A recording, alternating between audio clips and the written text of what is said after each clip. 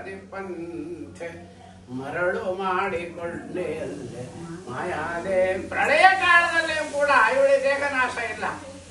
ಆಲದೆಲೆ ರೂಪದಲ್ಲಿ ಒಂದು ದೇಹವನ್ನು ಧಾರಣೆ ಮಾಡಿ ಸ್ವಾಮಿ ಏನ್ ಮಾಡಿಬಿಟ್ಟ, ಹಲವು ಆಭರಣಗಳು, ಲಕ್ಷ್ಮೀದೇವಿ ಇಡೀ ಆಭರಣಗಳು ಸ್ವಾಮಿನೇ ಆಗಿಬಿಟ್ಟಂತೆ. ದೇವರು ಮಲ್ಕೊಂಡಿದ್ದಾನೆ. ಆದ ಮೇಲೆ ಜಲವೂ ಆಗಿ ನೀರಾಗಿ ಆಭರಣ ರೂಪದಿಂದ ಪರಮಾತ್ಮನ ಪತ್ರಂ ಪುಷ್ಪಂ ಫಲಂ ಸ್ವಯಂ ಯೋಮೇ ಭಕ್ತಿ ನೀರಿನಿಂದಲೇ ಪರಮಾತ್ಮನ ಸಮುದ್ರದಲ್ಲಿ ಪೂಜೆ ಮಾಡಿದ್ರು ಅಂತ ಅಂದ ಮೇಲೆ ಎಷ್ಟು ಮರಳು ಮಾಡಿಕೊಂಡು ಕೇಳಿ ಹೇಳ್ತಾರೆ. ಇನ್ನೊಂದು ನುಡಿ ಒಳಗೆ ರಂಗನು ಭೂಲೋಕದಲ್ಲಿ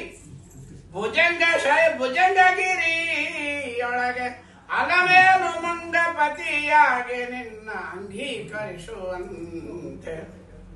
ಇನ್ನೊಂದು ಮಾತಂತಾರೆ, ರಂಗ ಅಂದ್ರೆ ಇಲ್ಲಿ ವೆಂಕಟರಮಣನ ಅರ್ಥ ಮಾಡ್ತಾ ಇದ್ದಾರೆ. ರಂಗನಾಥನಾಗಿರ್ತಕ್ಕಂಥ ಶ್ರೀನಿವಾಸ ದೇವರು, ನೀನು ಶ್ರೀನಿವಾಸನಾಗಿ ಅವತಾರ ಮಾಡಿದೆ ಭೂಲೋಕದಲ್ಲಿ. ಭುಜಂಗಗಿರಿ, ಭುಜಂಗ ಅಂದ್ರೆ ಶೇಷದೇವರು, ಶೇಷಗಿರಿ ಅಂದ್ರೆ ವೆಂಕಟಾಚಲದಲ್ಲಿ ಅಲಮೇಲು ಮಂಗ ಪತಿಯಾಗಿ. ಅಲಮೇಲು ಮಂಗ ಅಂದ್ರೆ ಪದ್ಮಾವತಿಗೆ ಮದುವೆ ಮಾಡಿಕೊಂಡು ಮದುವೆ ಹಪ್ಪಿಸಿಕೊಂಡೆ ಅಂತ ಹೇಳ್ತಾನೆ. ನಿತ್ಯ ಕಲ್ಯಾಣ, ದೇವರಿಗೆ ಮದುವೆ ಮಾಡ್ಕೊಂಬೋದೇನಿಲ್ಲ, ನಿತ್ಯಾವಿಯೋಗಿನಿ ಅವಳು. ಲಕ್ಷ್ಮಿ ಬೇರೆ ಅಲ್ಲ, ಒಂದು ಕ್ಷಣ ಕೂಡ ಬಿಟ್ಟಿರೋಣ. ಆದ್ರಿಂದ ಅಲಮೇಲು ಮಂಗ ಪತಿಯಾಗಿ, ಅಲಮೇಲು ಮಂಗಗೆ ಇವನು ಪತಿ ಆಗಿದ್ದು ದೊಡ್ಡದು, ಇವಳು ಹೆಂಡತಿ ಆಗಿದ್ದು ದೊಡ್ಡದಲ್ಲ. ಇಂಥ ಅಲಮೇಲು ಮಂಗ ತಾಯಾರಿಗೆ ನಮ್ಮ ಸ್ವಾಮಿ ಗಂಡ ಆಗಿದ್ದಾನಂತಂದ್ರೆ ಇವಳು ಮಾಡಿದ ಸೇವೆ. ಅಲಮೇಲು ಮಂಗ ಪತಿಯಾಗಿ ಹರಿಯು ನಿನ್ನ ಬಿಡದಿಪ್ಪಂತೆ ಅಂತ ಒಂದು ಮಾತಂದ್ರು. ಇನ್ನೂ ಒಂದು ಮಾತಂತಾರೆ, ಇವಳು ಮಕ್ಕಳ ಪಡೆದರೆ ನಿನ್ನ ಚೊಕ್ಕತನವು ಪೋಪುದೆಂದು ಹೊಕ್ಕಳಿಂದ ಅವಯವಗಳಿಂದ ಮಕ್ಕಳ ಪಡೆದು ಕಕ್ಕುಲಾತಿ ಪಡುವಂತೆ.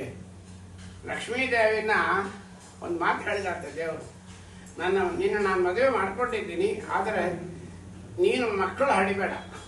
ಮಕ್ಕಳು ಹಡಿದ್ರೆ ಮುದುಕೆಯಾಗಿ ಹೋಗ್ತಾಳೆ. ಸ್ವಾಮಿ ಅಂದ ನನ್ನ ಹೆಂಡತಿ ಮುದುಕೆ ಆಗ್ಬಾರ್ದು, ಆದ್ರೆ ಅವಳು ಹಡಿದ್ರೆ ಮುದುಕೆ ಆಗ್ತಾಳೆ. ಬೇಡ ಬೇಡ ಅಂದ, ನೀನು ತರುಣಿಯಾಗೇ ಇರು, ನಾನು ನನ್ನ ಅವಯವಗಳಿಂದ ಬ್ರಹ್ಮಾದಿ ದೇವತೆಗಳಿಂದ ಸೃಷ್ಟಿ ಮಾಡ್ತೀನಿ ಅಂತ ಹೇಳಿ ದೇವರು ಅವಳು ತರುಣಿಯಾಗಿರ್ಬೇಕು ಅಂತ ಆಸೆ. ನಾವು ಸೀರೆ ತೆಗೆಸ್ಕೊಡ್ತೀವಿ, ಪೌಡರ್ ತೆಗೆಸ್ಕೊಡ್ತೀವಿ, ಎಲ್ಲ ಬೇಕಾದ್ರೆ ಕೊಡ್ತೀವಿ. ತೆಗೆಸ್ಕೊಟ್ರೆ ಮುದುಕೆ ಆಗಿರುತ್ತೆ. ನಮ್ಮ ಸ್ವಾಮಿ ಹೇಳ್ತಾನೆ, ನೀನು ಏನು ಮಾಡ್ಬೇಡ, ಆರಾಮಾಗಿರು, ನೀ ಮಾಡೋ ಕೆಲಸ ನಾನೇ ಮಾಡ್ತೀನಿ, ನಾನೇ ಮಕ್ಕಳು ಹಡ್ಕೊಂತೀನಿ ಅಂತ ಹೇಳಿ. ಯಾಕೆ ಚೊಕ್ಕತನವೂ ಪಾಪ ನಿನ್ನ ಸೌಂದರ್ಯ ಹೋಗ್ಬಾರ್ದು. ಮಕ್ಕಳ ಪಡೆದರೆ ನಿನ್ನ ಚೊಕ್ಕತನವು ಪೋಪುದೆಂದು ಮಕ್ಕಳನ್ನು ಅವಯವಗಳಿಂದ ಪಡೆದು ಕಕ್ಕುಲಾತಿ ಪಡುವಂತೆ ಮರಳು ಮಾಡಿಕೊಂಡಿಯಲ್ಲೇ ಮಾಯಾದೇವಿ. ಇನ್ನೊಂದು ನುಡಿ ಹೇಳ್ತಾರೆ, ಎಡಕ್ಕೆ ಭೂಮಿ ಬಲಕ್ಕೆ, ಎಡಕ್ಕೆ ಸಿರಿಯು ಬಲದಲ್ಲಿ ಭೂಮಿ ದೇವಿ ದುರ್ಗಾದೇವಿ, ಎದುರಿನಲ್ಲಿ ದುರ್ಗಾದೇವಿ. ಎಡದಲ್ಲಿ ಶ್ರೀದೇವಿ, ಬಲದಲ್ಲಿ ಭೂದೇವಿ, ಎದುರಿಗೆ ದುರ್ಗಾದೇವಿ. ಶ್ರೀ ಭೂ ದುರ್ಗಾ ಸಮೇತಲಾಗಿ 3 ರೂಪದಿಂದ ಮಾಡ್ತಾ ಇದ್ದಾಳೆ. ಎಡಕ್ಕೆ ಸಿರಿಯು ಬಲಕ್ಕೆ ಭೂಮಿ ದೇವಿ, ಎದುರಿನಲ್ಲಿ ದುರ್ಗಾದೇವಿ. ತೊಡೆಯ ಮ್ಯಾಲೆ ಮಲಗಿಪ್ಪಂತೆ ಮರಳು ಮಾಡಿಕೊಂಡು 3 ಜನ ತೊಡೆ ಕೊಟ್ಟಿದ್ದಾರೆ ಸ್ವಾಮಿ.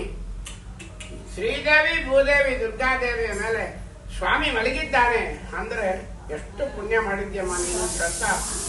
ಎಂದೆಂದಿಗೂ ಮರೆಯ ನಿನ್ನ ಆನಂದದಿ ಜನರಿಗೆಲ್ಲ, ಎಂದೆಂದಿಗೂ ಬಿಡದೆ ನಿನ್ನ ಆನಂದದಿ ಜನರಿಗೆಲ್ಲ ತಂದು ತೋರೆ ಸ್ವಾಧೀನ ಪುರಂದರ ವಿಠಲನ್ನ.